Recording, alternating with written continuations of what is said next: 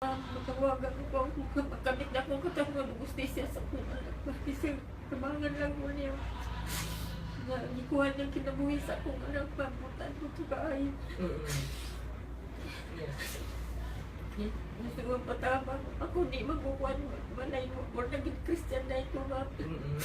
Ang among destiny at mo sa mutupol ba? Toyota Davao. Una ko nga, mga yung kasyang pasaylos ako, kaya ko ang kinabuhi sa akong anak.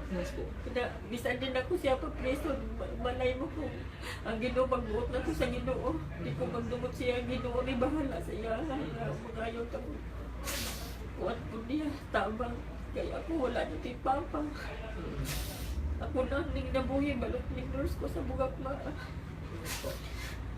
Panawagan niyo. So, buot nimo na nga ipaabot kay nasayod man gid ka na siguro may tago or nahadlok no katong mga o nakaligid sa imong anak. Pero tama ba ang akong pagkadungog na nga willing ka nga mapasaylog dili mo pa sa kag kaso? Oo, ma'am.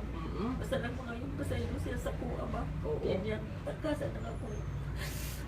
Galas na sa kinabuhi sa akong anak, ma'am. Yes. Sigod po